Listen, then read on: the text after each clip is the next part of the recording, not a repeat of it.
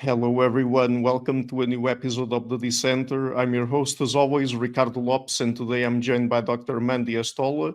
She is Assistant Professor of Philosophy at the Delft University of Technology. Her research focuses on character, and today we're going to talk about character, virtues and vices, the sense of humor, group characters, and Mandevillian virtues and vices.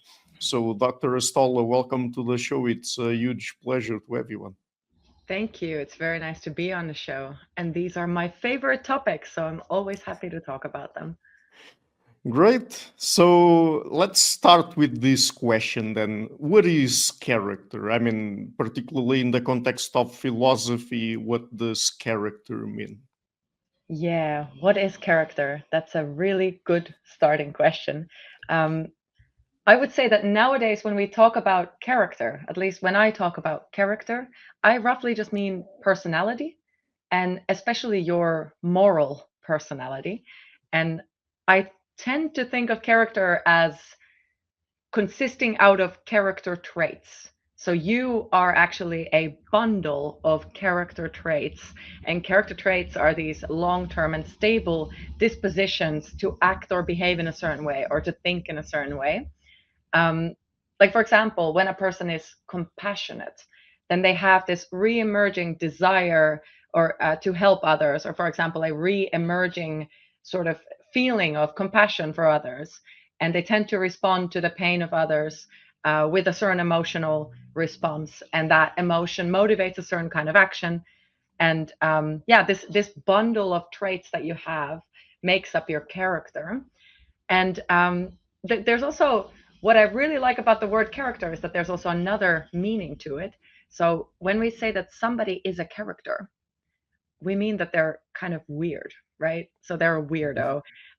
They deviate from the norm in some way. And musicians talk about distortion giving a sound character. So there's a sense in which when something becomes a bit weird or a bit distorted or a bit, not quite as it should be, we tend to call it character as well. And the word character actually comes from an old Greek word, which No. means like an engraved mark, kind of like an engraving in stone. And it's a bit like your soul is a slab of stone, and something has been engraved into that stone, and that is your character. So, and how how do we evaluate character? I mean, how do we determine whether uh, a particular character is good or bad? Yeah, Yeah, I think that we all kind of know the answer to that. At least if you ask a random person, what kind of people do you really can you really not stand? Usually, people have a pretty well worked out moral theory in response to that. To the question, what kinds of people are good and what kinds of people are bad. Um, and I think a very attractive answer, an attractive philosophical answer to how do we evaluate character is the idea that a good person lives well with others. So a good person is often also admirable. So a good person is someone that we admire, and the opposite of that, a bad person is someone that we don't admire, someone that we wish not to be like. And when we get to know a person, we discover what their character traits are because we see them perform certain actions over and over again.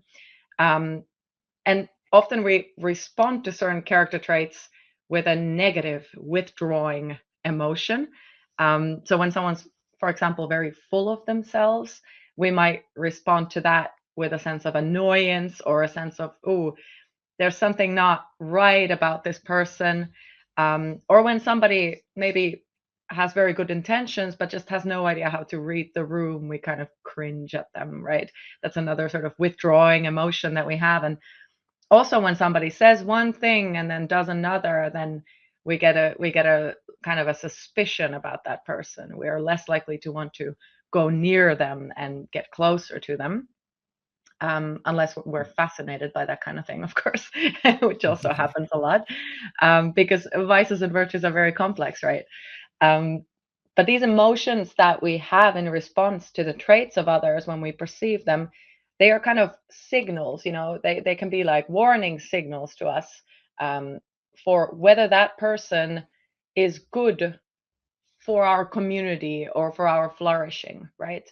So the idea that a good person lives well with others, that's something that I think we respond to when we have a negative emotional response to someone's character.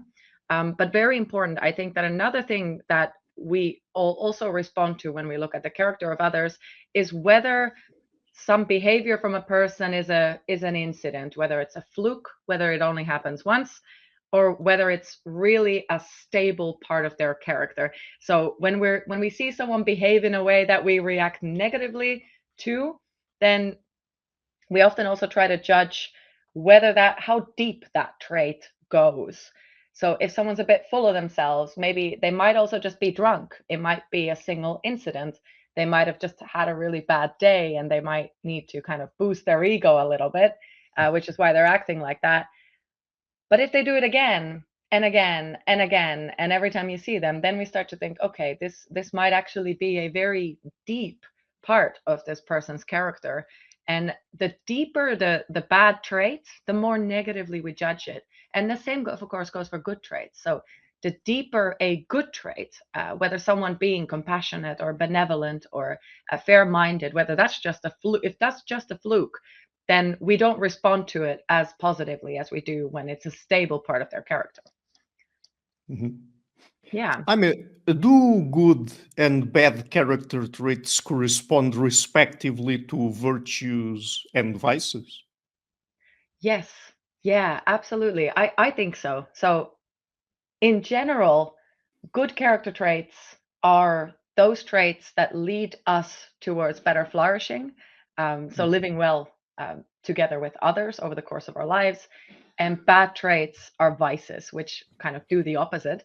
But I should say here that there is some debate here, and I think a very difficult question in this exact field of which bad traits are vices and which good traits are virtues is the question that we need to decide what we do as theorists with traits that are a result of a mental illness. So, for example, we see self-reflectiveness and temperance as good character traits, because a self-reflective person is likely to realize when they are overreacting to something and correct themselves, for example. And a temperate person is less likely to kind of indulge in their anger, through insult and revenge at the cost of their relationships. But in some cases, the reason why somebody is lacking temperance or lacking self-reflection is it can be a result of mental illness, right? So if somebody has bipolar disorder or borderline personality disorder, these symptoms can manifest in ways that resemble vicious behavior. And this is a really difficult question in virtue ethics. What do we do with this? Do we call this a vice as well? Some people like to put traits like that in a different category. So to call it a personalist trait and to try to kind of separate the person from the psychological condition that they have. Whereas other people think that every single person should be responsible for everything that they are, and the ones that have a mental illness just have a larger kind of cross to bear. But I'm not sure where I am on this debate, but I just wanted to mention that it is very difficult sometimes to talk about virtues and vices. Right. But talking about virtues and vices, there is virtue ethics and also virtue epistemology. Could you tell us about each of them? I mean, what is virtue ethics and what is virtue epistemology? Yeah, of course. Yeah. So the reason why I love character so much is that as an ethicist and also as a human being, I'm interested in the good life and how to lead a good life. What does it mean to do the right thing and what does it mean to do the wrong thing? And as an epistemologist, epistemology is a study of knowledge, and also as a human being, I'm interested in how to separate truth from falsity and understanding how we get to know things. And I've always had the sense that for me, the best answer, the best way to approach both of those questions is by looking at the character of the person doing the acting or the knowing. So I don't think that there is any universal kind of principle or ideal that is going to tell us which actions are bad and which actions are good, or what is truth and what is falsity, what is knowledge and what is whatever the opposite of knowledge is, right? Stupidity. I don't think that there's any principle or framework that's going to tell us that. So the best thing that we can do is to focus on thinking about what sorts of character traits, what sorts of dispositions can we develop in ourselves so that we are more likely to do the right thing, or more likely to get the right answer to a question, or think about something in an epistemically virtuous way. So that's a little bit what virtue ethics and virtue epistemology are for me. They're ways at understanding the good life and understanding knowledge by looking at what kind of character traits improve our contact with reality and yield knowledge, and what kinds of character traits improve our contact with the good. So could you give us then examples of good and bad traits that we can point to in ethics, and also good and bad traits in the context of epistemology? Yeah, sure. Yeah. So maybe let's start with ethics. Yeah. Before I say anything, I should say that the separation between epistemic and moral virtues, I always think of it as a very artificial separation. So I think Okay. as a human being, there are certain traits that are going to make you excellent and certain traits that are going to make you less excellent. And some of those have more to do with how we come to know facts about the world, and others have more to do with how we lead our moral lives. So we make a kind of an artificial sort of separation between the moral and the epistemic virtues, but really they are all kind of the same thing, or kind of very similar, I think. So if we start with the moral ethical virtues, a nice one is, I think, courage. So people are good. There's one way of being good is being courageous. And Mm. courage is a trait that involves a kind of reasserting motive to go against something that you fear because you know that it is noble, right? So courage is a way of kind of eating your fear, eating your own fear and deriving power out of it. And in the Aristotelian model of the virtues, the virtue is always in the middle. And at the two opposite extremes, there are two vices. So Aristotle talks about courage as being in the middle between cowardice and foolhardiness. So somebody who has an excess of fear, or maybe acts in accordance with their fear a little too much, or has a deficiency of the noble sense that makes you act against your fear, they're going to be cowardly. Whereas a person who is likely to who has a deficiency of fear is often going to be foolhardy. Okay. And in the middle is courage. So that's just one example of a moral virtue. Of course, there is also something like epistemic courage.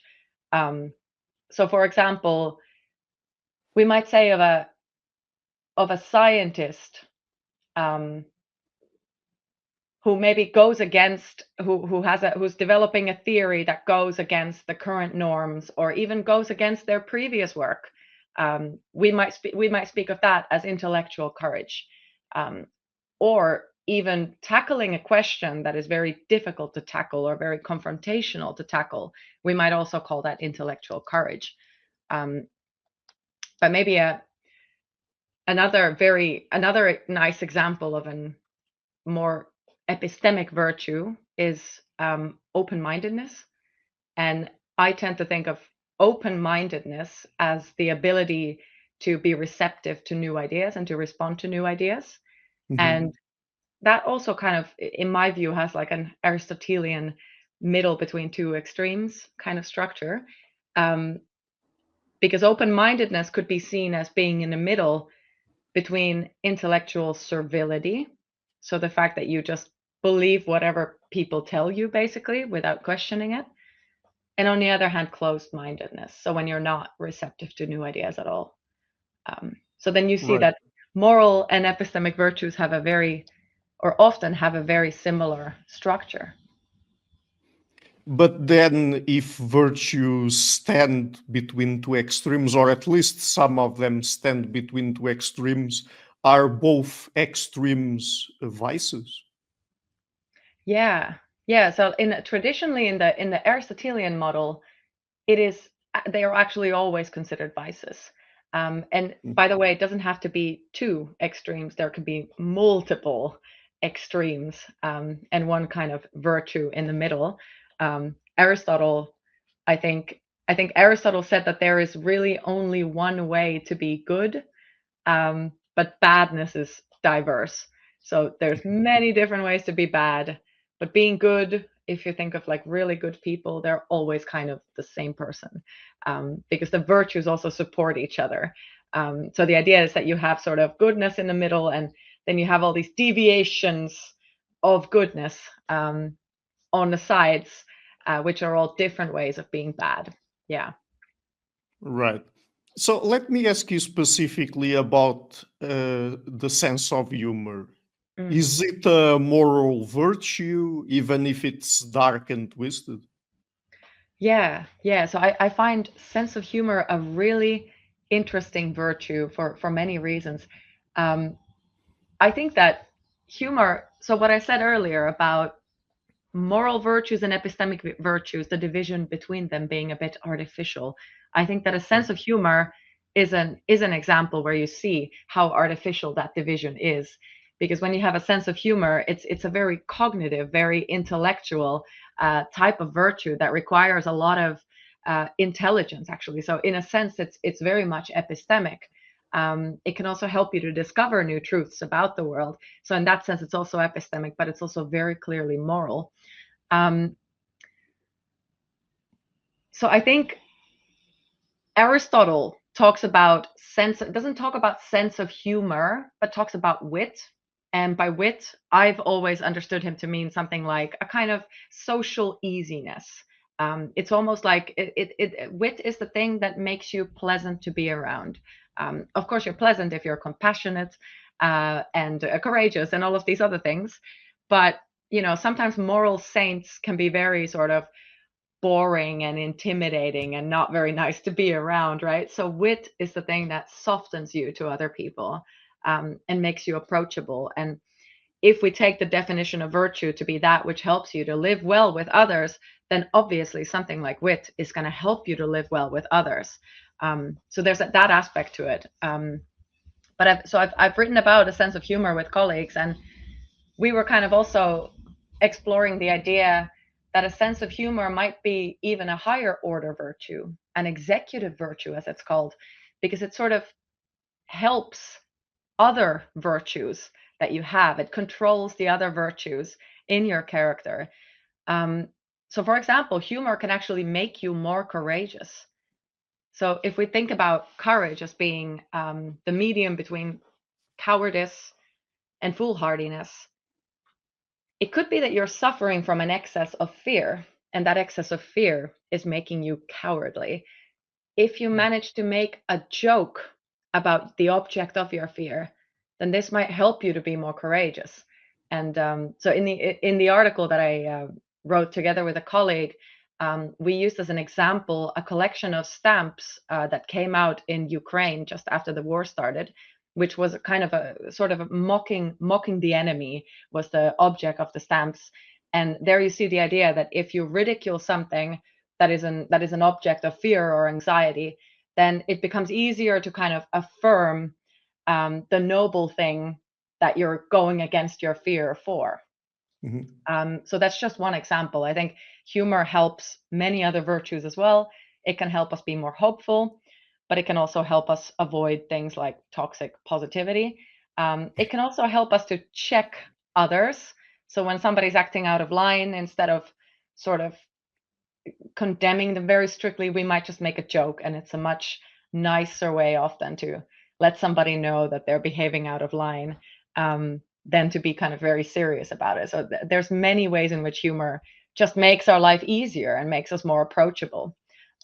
Yeah, so I think of it almost as a kind of executive virtue that controls other virtues. But at the same time, I think you could also see it on the Aristotelian spectrum of the virtue in the middle and the two extremes, or two or more extremes at the ends. I've always thought of kind of boorishness on one end of the spectrum, like when somebody's really doesn't understand humor, isn't receptive to a joke at all, is way too serious. They can be boorish. But on the other side, when someone's like really like a buffoon, like buffoonery, making stupid Yeah. jokes all the time and isn't able to read the room, and tries to be funny but ends up just being offensive and annoying, then those are also kind of like two ends of the spectrum, and a good sense of humor is somewhere in the middle. And actually, I think a good sense of humor requires a lot of intelligence. So it's extremely epistemic. Mhm.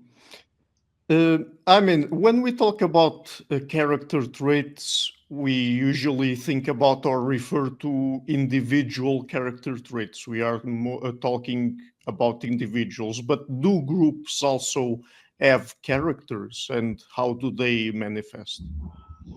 Yeah, I'm glad you asked. This is one of my favorite topics. Um, yes, so I think that groups definitely have characters. Um, you only need think about the last three groups that you've been a part of. So whatever that is, whether it's like a sports team, whether it's a company that you've worked for, whether it's your ex-partner's family, right? Um, you can tell that groups have different character traits. Bigger groups do, and smaller groups do as well. And I think that just like with an individual person, whose character grows slowly over time and can be nourished, um, and can be affected by external circumstances. In the same way, a group also grows a character over time. And that's why if you, something like a group of people sitting on a bus that have only maybe seen each other um, for 10 minutes, um, I wouldn't say that they really have a group character. But if you think about a group that meets over a long period of time, then they have the space and the time to develop a character, just like an individual person. And actually, Aristotle and Plato, they both talked about city states as being a kind of mirror for the individual person. So just like the soul should have this component and that component and possess this virtue and that virtue, in the same way, the city should also have different groups of people that possess different virtues, right? Um, and I think Aristotle even had this sort of metaphor of the city being like one man with lots of feet and lots of hands, and the more diversity you have in it, also the more wisdom you have in it. Um, yeah. So let me ask you then, what is collective intelligence, and what do you think is important for us to know about it to then apply virtue ethics and virtue epistemology to groups? Yeah. So collective intelligence. Um, Yeah. yes, this is a good topic. So, like I said earlier, Aristotle said that there was only one way to be good, but badness is kind of diverse and devious. Um, if you think about that, and then you think about what collective intelligence is, then I think you quickly realize that collective intelligence tends to arise out of diversity. So Mill's idea of the marketplace of ideas being a good kind of society, when there's a lot of diverse people living very diverse lives, there's lots of different ideas to choose from, right? And this is actually epistemically valuable. So diversity has lots of value. And the idea of the wisdom of the crowds is actually also dependent on, you know, intelligence being dispersed by there being lots of diversity. So then when you think about virtue being sort of uniform and vice being diverse, yeah, then you start to see that there might actually be ways in which more diversity, having some diversity in terms of virtue as well, might actually be good for a group. So collective intelligence, I think this point sort of links very closely with my idea of Mandevillian virtue. So maybe it's an idea to move to that, or shall we do collective virtues first? Yeah, let's do collective virtues first, and then we'll talk about Mandevillian virtues and vices. So yeah, okay.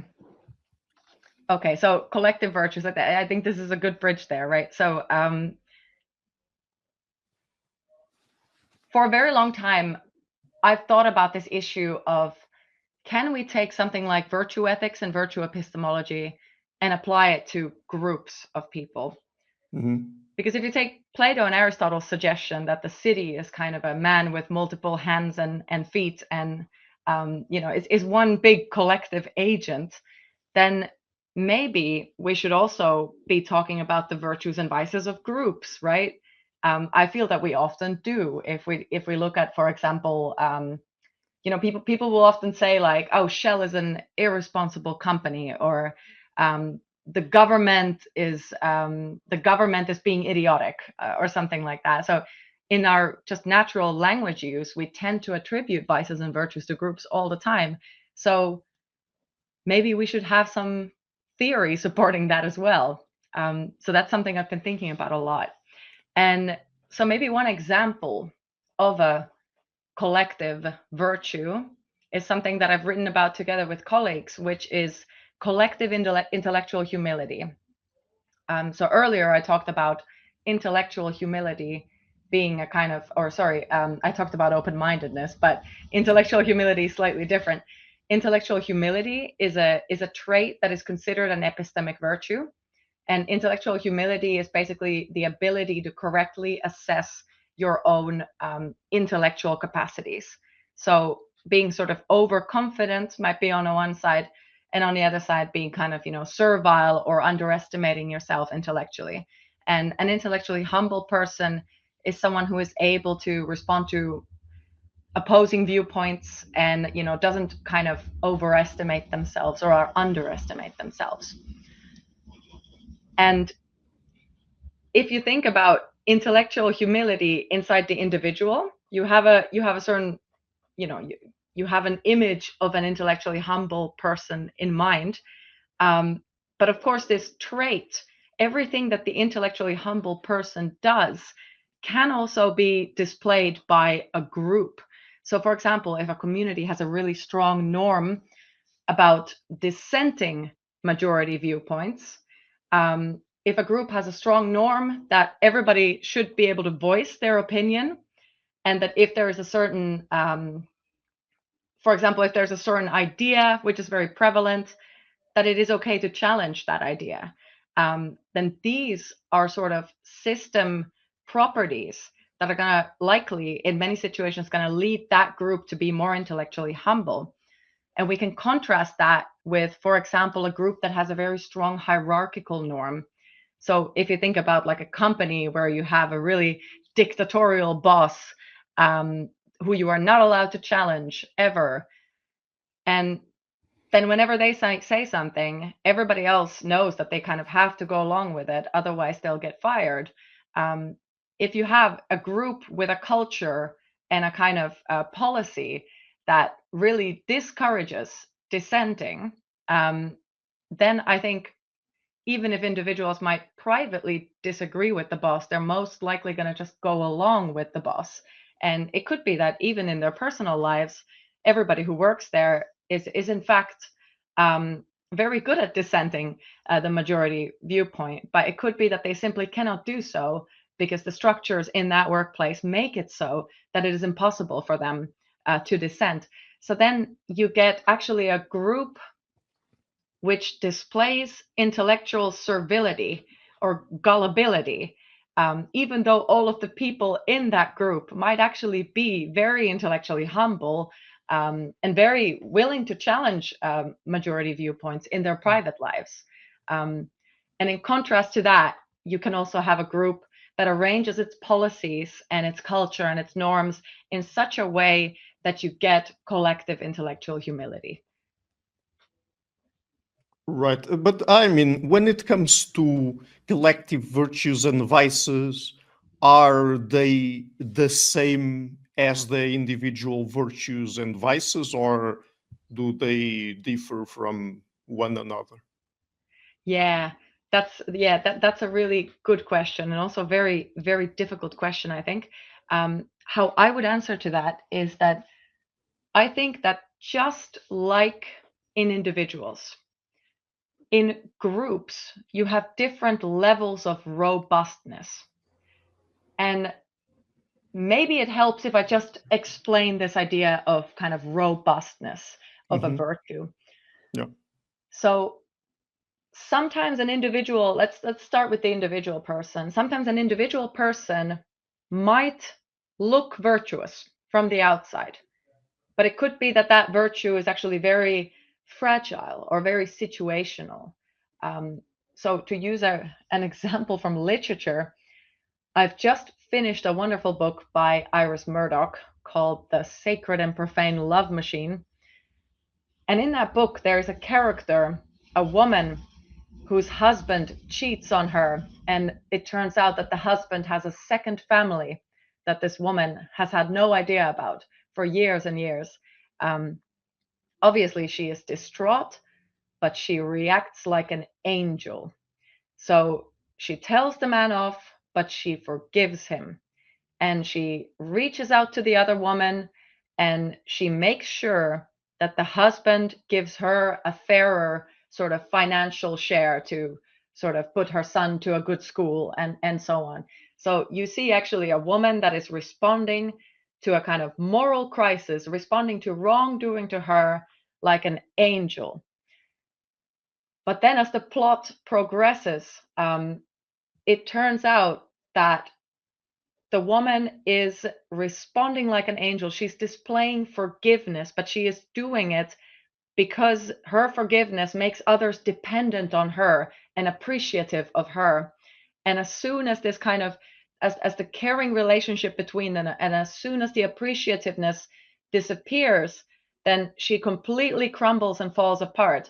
And I think that we recognize this behavior in many of the people around us, right? Something can look like a virtue, but then it can turn out that, for example, somebody's generosity is linked to a kind of will for control of the other person, or it can be linked to an anxiety about something, which is actually detrimental to the person's flourishing and not kind of helping their flourishing. So in a case like in the character in the book that I just described, the lady who's cheated on reacts like an angel, but does so that she kind of has, so that everybody is dependent on her. This is a case of a more fragile virtue. So it is virtue in a particular situation, but as soon as that situation changes, she actually just falls apart. Whereas a person who is able to be forgiving, um, across a range of situations and is able to respond to the situation changing with a similar kind of sense of forgiveness, then you would say that the trait is deep, that it is robust. So within an individual person, there's different levels of robustness of a virtue, and the same goes for vices. I think some people are only vicious in a very specific situation, in a very specific relationship or constellation of people around you. But that can also just change. It can be that the vice is not a deep feature of somebody at all. So that's robustness. Now, I think that in collectives, you have a similar thing. So a group of people that are on an airplane and the airplane is delayed, they might kind of like band together and they might say, hey, we're all of us together, we're gonna ask this airline for compensation. We'll band together and we'll do this. In such a case, we can say that the group of people, the group of passengers, shows a kind of collective perseverance. But this kind of collective perseverance is probably not going to be very robust because this group hasn't had time to sort of form and become a real group agent. So if you look at like an activist movement, or for example, perhaps a civil society group or a company or a family or a group of people that meets together very often, then they might have a much more robust form of group perseverance. So I do think that there are similarities, but there are also differences. I think that there might be some virtues that only groups can possess. Yeah, I mean, a lot of people talk about something like inclusivity being a good feature of a group. I have no idea how an individual person could be inclusive, because I think that the word inclusiveness implies actually that there is a group doing it. An individual person cannot be inclusive. I mean, they can be unbiased, they can be kind, they can be respectful, but an individual cannot be inclusive. So these are kind of, I would say, these are examples of things that we might call group virtues. Does Right, that make but sense? yeah, but when we see the same virtue or the same vice in individuals and collectives, are the collective traits just scaled up versions of the respective individual traits or not? Yeah, right. So I actually think that it can be it's very useful to think of it in that way. Because if you think about something like individual, being compassionate, a compassionate Mm, person, then they're going to yeah. have certain motives that keep reasserting themselves. They might have certain personal principles that they adhere to, and they might have a certain, self-image regarding that trait that they have, which also keeps it going and keeps them motivated to sort of feed and continue displaying that trait. Um, then, if you look at something like a group that is compassionate, I think that we can see a lot of analogs between the individual components of virtue and components of group virtue. So even though a group is not a person in the same way that an individual is, they don't have, for example, emotions in the same way. It's they don't have a kind of it might be difficult to make that kind of comparison. Do groups have, for example, ideas? Do groups have emotions? Um, are groups a moral person in the same way that an individual is? Um, but I think that there's many analogs. So, for example, there's been a lot of work on collective emotions. So, if you see, for example, um, a company responding to a serious financial threat, um, or for example, a platoon of soldiers responding very quickly to a threat, there is a sense in which there is a kind of collective emotion there. And there's Mm, also a collective motivations can also have collective analogs. So, for example, if somebody appoints you at your workplace to be the sort of health and safety steward or something like that, and then you're sitting in a meeting and you're in the role of the health steward of your group, or whatever, and then there's a question about whether we should provide alcoholic drinks at social events of the group, then you might privately think, well, actually, I would like to have a drink at these events. I think it's a pretty good idea. It would be nice. um, but because you are in your institutional role of, the health representative, then you might, for that reason, say we should not have alcohol there, because you put on a kind of a mask when you are in an institutional role, and that makes you act in a certain way. So it could be that, for example, you have a board of directors who all privately disagree with a certain policy, but because of their role in being the board of directors, they say, okay, no, we must agree with this policy because it's in line with the interests that we should have with regard to the role that we have here. So this is a situation where you see that the collective motive and the collective motivation to do something really comes apart from the individual motivation. So in this way, I do think that there is a kind of analogy there. It's not always going to be perfect, but there are very similar components of virtue inside a collective as there are in the individual person. I understand. So let me ask you a question that I think will make for a good segue into Mandevillian virtues and vices. Are virtues always virtues and vices always vices, independently of the context? Yeah. Yeah, right. Are virtues always virtues and are vices always vices? Um, so in many cases, like I said earlier, it's really complicated to disentangle sort of when is a trait a virtue and when is a trait a vice. I think even the question of how do we separate a single character out of the complex mess of what a human being in its entirety is, that's already a difficult question, let alone to kind of give it a normative label. Um, but I do think that if we have managed to disentangle, we have managed to point to, using a word, a tendency in a human being that is likely to lead them away from flourishing, considering the greater scheme of things in the entirety of their life, then I would say that that is going to be always a vice. And if we have managed to point to a trait that is going to lead them towards flourishing or a kind of admirable existence, then that is always going to be a virtue, but virtue on the individual level. So, given that person's life, yeah.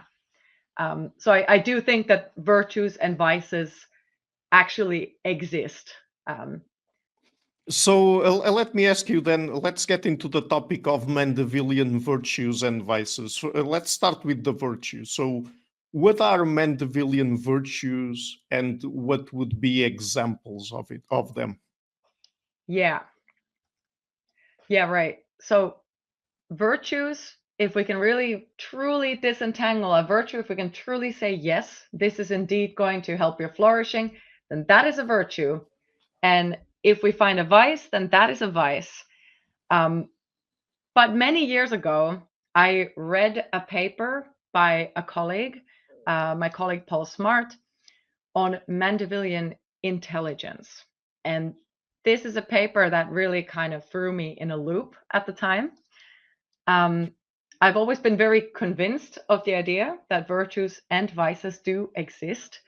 Um, but this paper pointed out to me that simulations with network models sometimes show that if you've got like a network of nodes that represent people that are trying to figure out some epistemic task, then sometimes this group of nodes actually figures things out better when some of these nodes are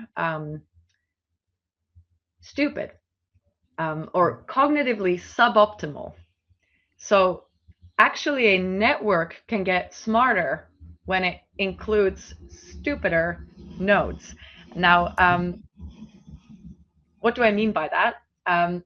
What I mean is that let's say that they are playing a kind of let's say that they are playing a game where they have to choose between sort of where they have to explore an area and see where they can find resources. So then every node has the kind of has a choice between, okay, where do I go next? Do I see whether I can get some resources in this area? Can I find some resources in another area? And if they see another node acquire resources somewhere else, then they might go and copy that node, right? So if we've got a problem space like that, then actually in these cases with a certain kind of problem space, when one of these nodes has very strong priors, So, for example, they think they are biased towards there being resources in that direction for no apparent reason. They just think, yeah, no, there's something in that direction. I don't know why, but I just want to go that way. Then they might actually behave in a way that is less rational. So they might see all their neighbors around going to a certain area and getting lots of resources there.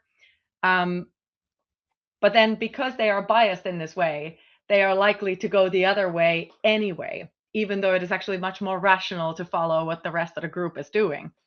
And what this means is that a group with those kinds of nodes, cognitively suboptimal nodes, irrational nodes, is actually going to perform better as a group because there is a wider scope of exploration.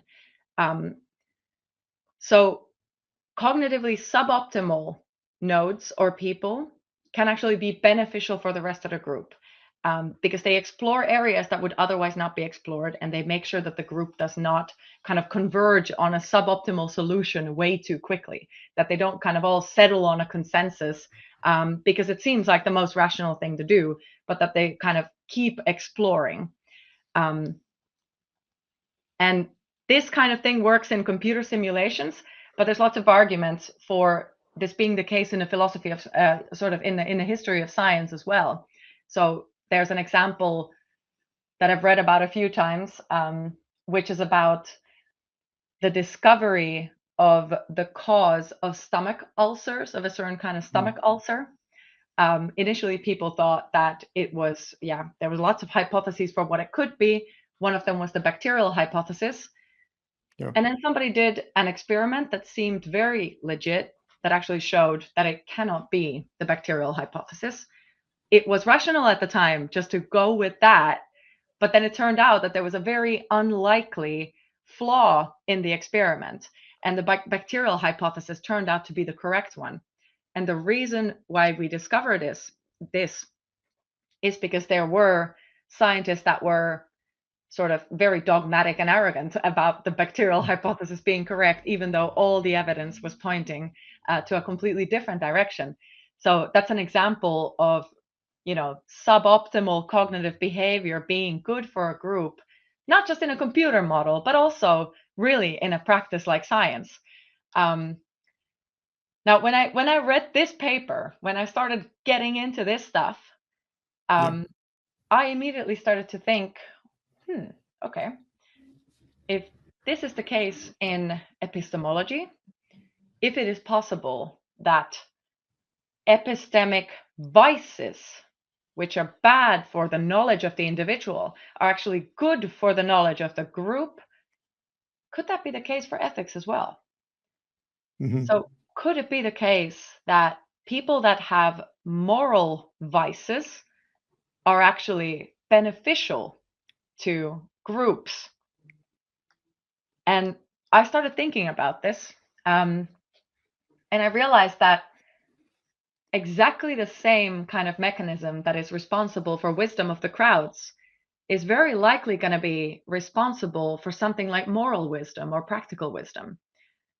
Because if you have got a group of people and everybody is very, very virtuous, then very often certain perspectives or views or pursuing a certain issue, even though it seems like another issue is much more important, the virtuous people aren't going to do that.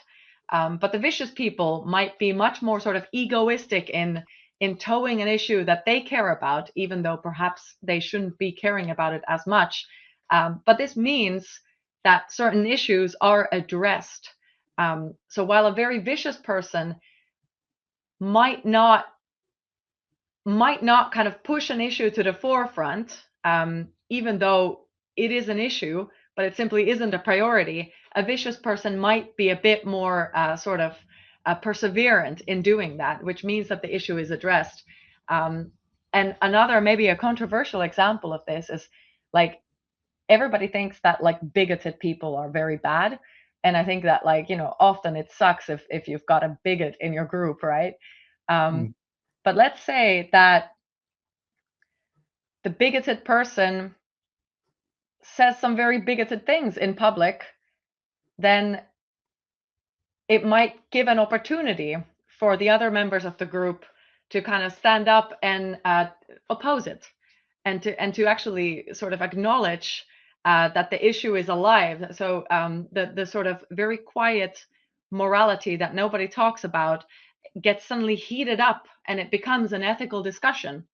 Of course, these situations can be very annoying, right? And we don't always like to get into these discussions, but they can also be very productive. And I really think that they can also be moments where the group sets new norms and takes a moment to get everybody on board with those new norms, right?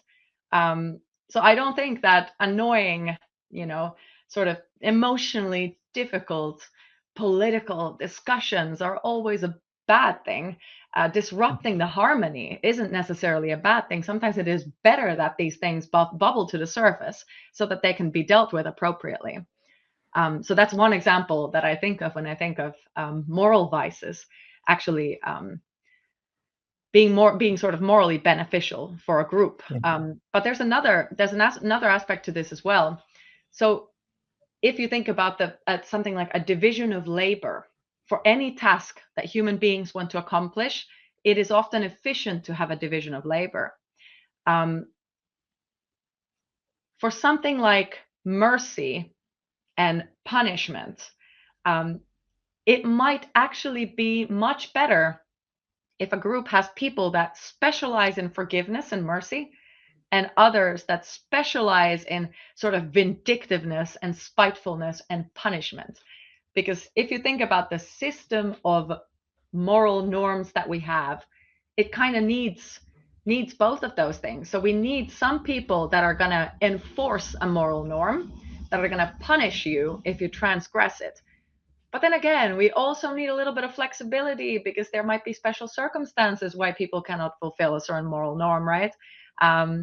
So we do need people that are forgiving, and we also need people that are harsh and merciless. And it's very difficult for one person to be both of those, to develop a skill in being forgiving and also to develop a skill in being very harsh and punishing. I think that in most cases, this is just not going to work for a single person, maybe unless you are very, very wise and you know exactly when to sort of play the more harsh role and exactly when to be more forgiving.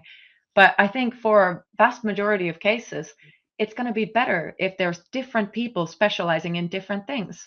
So actually, rather than having a bunch of very uniform, very similar, very balanced individuals, I think we actually should have some people that are very punishing and spiteful and others that are very forgiving. So I prefer people with two opposite vices rather than a set of virtuous people. And this is, of course, very contradictory to virtue theory, but this is just what I think. So, how about the Mandevillian vices? What are them, and could you also give us examples of that? Yeah, sure. So, Mandevillian virtues is when a vicious person contributes to collective virtue. But Mandevillian vices are the opposite. So that's when the virtues of a group of people actually culminate in something like vice. An example of this could be something like apt deference. So, apt deference is an epistemic virtue. And what it means is that when a person does not know the answer to some question, that they are able to defer to somebody else who does. So, for example, saying something like, "Oh, I don't know anything about this topic. I'm going to defer to this expert who is an expert on this topic." That's an example of apt deference. And it is also a fact that when you don't know what the best solution to a problem is, very often the wisdom of the crowds, so the sort of shared opinion of an entire group of people, is more likely to be correct than your individual opinion. So very often it is actually very rational for people to defer to majority opinion, because the majority is very often right about things. So then you get a kind of paradoxical thing where if every single person inside a group is an apt deferrer, then in a situation where they don't know something, where there aren't any experts to tell them what to do, they're going to defer to majority opinion. But if everybody is deferring to majority opinion, and if it is also rational for everyone to defer to majority opinion, then everybody's deferring to everyone, and everyone else is deferring to everyone else. And then you get this weird sort of regressive deferring that actually doesn't have any basis. So, in order for majority opinion to be worth deferring to, you need a diversity of people, and you need some people at least who are not just deferring to what other people are doing, right?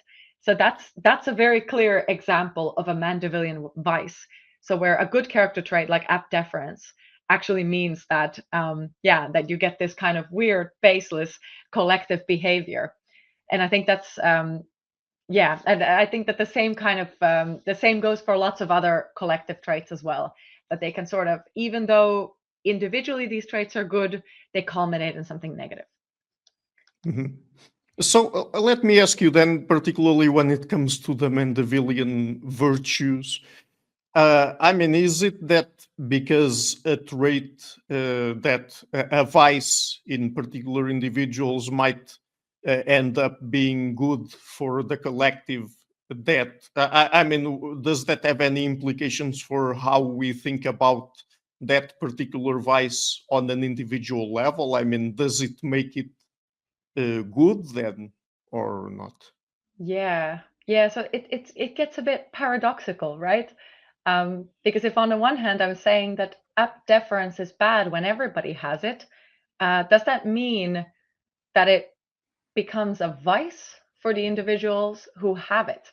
And my answer to that would be that I still think that apt deference is a virtue, and I still think that a vice is a vice, even if it has this kind of positive effect within a group. Um, but what we need to do is we need to see it as a vice on the individual level, but a virtue on a collective level, right? So we need to Mm. shift the lens or the sort of system that we are assessing that trait in. So I wouldn't say that a trait suddenly becomes a virtue just because it is useful in a particular context. I would say no, it's still a vice, because you take that person and you put them in any other context, most likely they're not going to flourish there, and they're not going to cause others to flourish either. Um, so I think vices are just vices and virtues are virtues. It's just if you put them in a system with a bunch of other people, then we need to evaluate it in a slightly different way on a different level. Right. So let me ask you one last question then. How can virtue theory accommodate for Mandevillian emergent goods? Yeah. So this is like as we talked about before, it's a bit of a paradox that vices can sometimes be, good or valuable, and that Mhm. virtues can sometimes be bad. Um, so I think that virtue and vice ethics need a kind of way to accommodate this. They need some kind of answer to this problem. And the answer that I've been developing in the last years is kind of a threefold answer. There's probably lots of other answers as well, but I think the first move we can make as theorists is to say that Mandevillian virtues are vices on the individual level, but at the moment that somebody's sort of bigoted character trait is causing a group to be very reflective and intellectually humble, the group has a virtue, but the individual still has a vice. So it's about how that vice is embedded in the rest of the group. So I think that there is kind of like there are two levels there. Something that is vice at the individual level can constitute or co-constitute a virtue at the collective level. And I think when you look at it like that, there doesn't need to be a paradox there. So vice and virtue are kind of like system properties that repeat themselves at different ontological levels. And the same goes for virtues as well. Like if you have a Mandevillian, so a Mandevillian vice. So when lots of individually virtuous people culminate in something bad, we say that the group has a vice, but all those individuals, they're still virtuous. So that's one way in which virtue theory can respond, by postulating that there is also something like group character, which is distinct from individual character. And another thing that we might do is we might just say that there are different types of vices and different types of virtues. So we might say that somebody's like bigotry is a motivational vice because it's like the motivational structure behind it is one that involves things like close-mindedness and prejudice and bias and perhaps even a disposition towards spite or hatred. But we could see it as a teleological virtue. We could see it as a kind of as a way of improving a certain kind of group that somebody's a part of, right? So we might say that there are different virtues and vices, and some of them are more focused on achieving a certain goal, right? So that's another way to make that difference. And then another thing we might do is to acknowledge the normativity of vicious roles inside a group. So we might say that, for example, for every group that makes decisions, there should be at least one like asshole representing a certain perspective, right?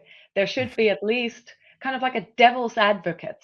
A devil's advocate is a role that is often given to people inside a group, and that can be very productive.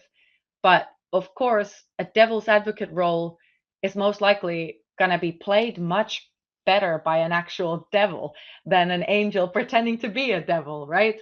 So actually including vicious people inside a group might be productive for that group, and whether it is an epistemic task or a moral task that you're engaged in. So those are kind of my three theoretical solutions to the problem. We might make a distinction between levels, individual, collective level virtues, a distinction between teleological and motivational virtues, or just saying like, well, every group needs a devil's advocate. And if we're going to have a devil's advocate, maybe let's just have a devil. And I think, yeah, I like the solution a lot, because it is kind of a solution of tolerance, right? But rather than kind of saying that everybody should fix themselves and become a kind of virtuous angel. I mean, of course, I would love that. I would love that if we wouldn't have vicious people in the world anymore. Would probably be great. But since that's, often going to be unproductive and maybe an unrealistic goal to strive towards, then maybe we should just try to be good enough together and take the vicious people that are going to be there anyway and try to figure out how we can put them in a place that their vice is as harmless as possible and maybe even productive for the rest of the group. So, anything else we need to know about Mandevillian virtues and vices before we wrap up our conversation? Anything else you need to know about Mandevillian virtues and vices? I think I've probably said already the most important things. I am going to be working on this topic in the future as well. So do kind of keep my do check out my webpage. Okay, yeah. And apart from your webpage, where can people find you and your work on the internet? Yeah, I think my webpage is actually the best, but you can also Okay. send me an email at m.astola@tudelft.nl. I love getting emails from people. So if anyone wants to sort of challenge my viewpoints, or tell me that I'm completely wrong or that I'm completely right, do reach out to me. I like that a lot. Great. So thank you so much for taking the time to come on the show. It's been a real pleasure to talk with you. Thank you. This has been a real pleasure. And yeah, thanks for having me on the show. Hi guys, thank you for watching this interview until the end. If you liked it, please share it, leave a like and hit the subscription button. This show is brought to you by Enlights, learning and development done differently. Check their website at enlights.com, and also please consider supporting the show on Patreon or PayPal. I would also like to give a huge thank you to my main patrons and PayPal supporters: Per Ergo Larsen, Jerry Mullerens, Frederick Sunda, Bernardo Seixas, Olaf Alex, Adam Kessel, Matthew Whittingbird, Arno Wolf, Tim Hollis, Eric Alenia, John Connors, Philip Forrest Connolly, Dan Demetri, Robert Windiger, Rui Inácio, Zup, Marco Neves, Colin Holbrook, Phil Kavanagh, Michael Stormir, Samuel André, Francis Forte, Tiago Nunes, Fergal Cossen, Hal Herzog, Nuno Machado, Jonathan Labyrinth, João Linhares, Stantantia, Samuel Correia, Eric Hines, Mark Smith, João Eira, Tom Hummel, Sardas France, David Sloan Wilson, Yacila Dez Araújo, Romain Roach, Diego Londoño Correia, Yannick Punter, Adana Rusmani, Charlotte Bliss, Nicole Barbaro, Adam Hunt, Pavlo Stasevski, Nelek Bach, Guy Madison, Gary G. Alman, Sam Afzal, Adrian Yeager, Paul Tolentino, João Barbosa, Julian Price, Edward Hall, Edin Bronner, Douglas Fry, Franca Bortolotti, Gabriel Ponce Cortez, Ursula Litsky, Scott, Zachary Fish, Tim Duffy, Sonny Smith, John Wiseman, Daniel Friedman, William Buckner, Paul George Arnaud, Luke Lowacki, Georgios Theophanos, Chris Williamson, Peter Wolozin, David Williams, Diogo Costa, Anton Erickson, Charles de Moray, Alex Shaw, Maury Martinez, Coralie Chevalier, Bangalore Atheists, Larry Dealey Jr., Old Erringbon, Sterry, Michael Bailey, Dan Sperber, Robert Grassi, Igor N., Jeff McMahon, Jake Zool, Barnabas Radix, Mark Campbell, Thomas Dovner, Luke Nissen, Chris Story, Kimberly Johnson, Benjamin Galbert, Jessica Nowicki, Linda Brandon, Nicholas Carlson, Ismail Benzliman, George Coriatis, Valentin Steinman, Per Crowley, Kate Van Goller, Alexander Hubbard, Liam Dunaway, BR, Masood Ali Mohammadi, Perpendicular, Jonas Hertner, Ursula Goodenough, Gregory Hastings, David Pinsoff, Sean Nelson, Mike Lavigne, and Dios Necht. A special thanks to my producers: Isar Webb, Jim Frank, Lucas Stafiniak, Tom Vanagdam, Bernard Ugni, Curtis Dixon, Benedict Mueller, Thomas Trumbull, Catherine and Patrick Tobin, Giancarlo Montenegro, Alnick Ortiz, and Nick Golden, and to my executive producers Matthew Lavender, Sergio Quadriano, Bogdan Kanivets, and Rosie. Thank you for all.